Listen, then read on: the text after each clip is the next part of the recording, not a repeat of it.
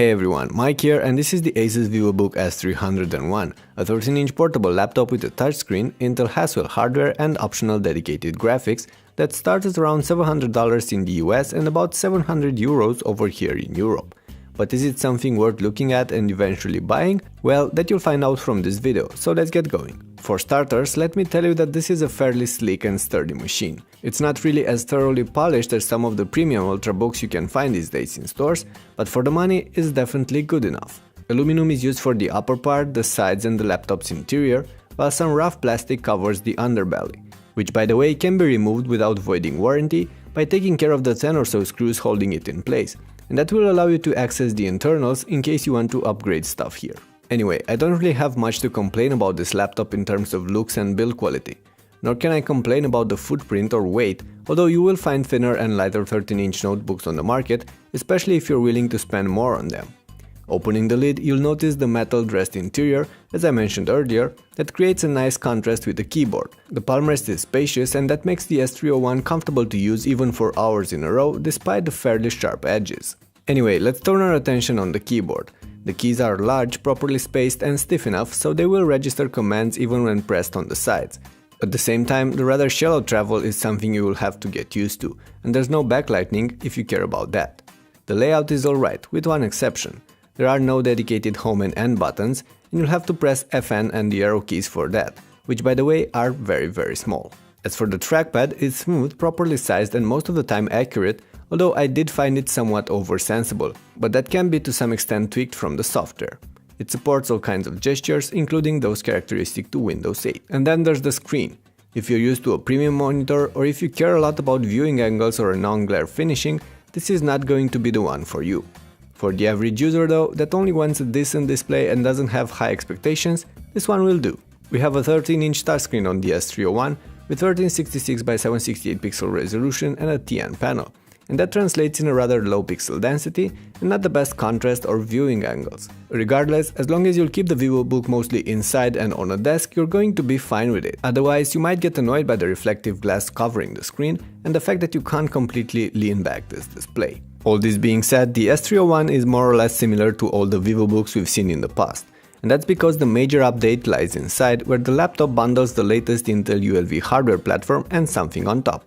I have the most powerful configuration for this review with an Intel Core i7-4500U processor, 8GB of RAM, AMD Radeon graphics and a 750GB hard drive. But there will be plenty of options available in stores, with Core i3, i5 and i7 CPUs, various types of storage and with or without dedicated graphics. I'll tell you more about those in the written review on ultrabookreview.com. There's a link towards that in the description just below the like button.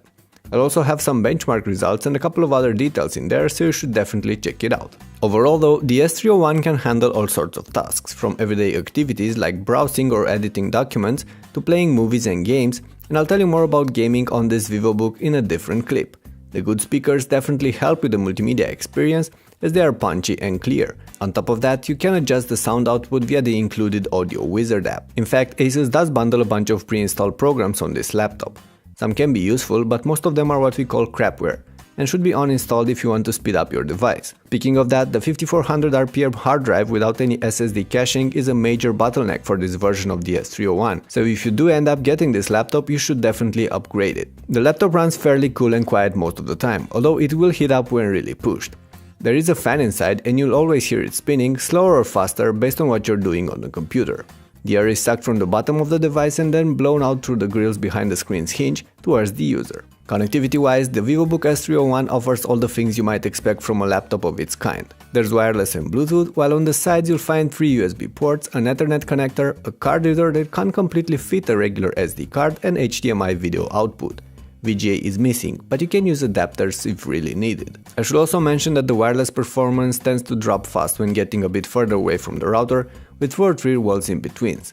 At 10-15 feet away from the router though, with no obstacles, the S300 performed flawlessly. At the end of the day, Haswell is more about efficiency than it is about performances, and the S301 I had here proves that. With average daily use that included a mix of browsing, chatting, watching movies and listening to music, all with Wi-Fi on and the screen at 60%, I was able to get about 4.5 hours of life on the S301. That doesn't sound great, But don't forget that there's only a small full cell 38Wh battery on this machine, and on top of that, we do have the most powerful configuration here, with the Intel Core i7 processor and the dedicated graphics. The Core i3 or i5 versions without the graphics should do significantly better. But of course, all this won't stop me from concluding that Asus should have squeezed a higher capacity battery on this machine. All in all, the Asus Vivobook S301 is a good 13-inch laptop. It lacks some of the fancy features encountered on premium ultrabooks like a high-resolution IPS screen or the backlit keyboard, and is not as sleek or as slender as those. But it doesn't have any real deal breakers either, and with prices going between $700 and $1,000 at launch, I'd say it offers plenty for the money, especially since it is one of the few 13-inch ultra-portables packing dedicated graphics. The S301 is not without competition though. The Lenovo IdeaPad U330 or the Samsung Series 9 Lite are just some of the newer ones, plus many of the Ivy Bridge mid-range ultrabooks that sell for as little as $600 these days. At the end of the day, if you want a fast and solid 13-inch Haswell laptop and don't have a lot of money to spend on it, the Asus Vivobook S301 is for sure an option to consider. But if Haswell or the graphics are not at the top of your list, you will find more affordable alternatives out there, or sleeker ones that pack extra features for the same kind of money.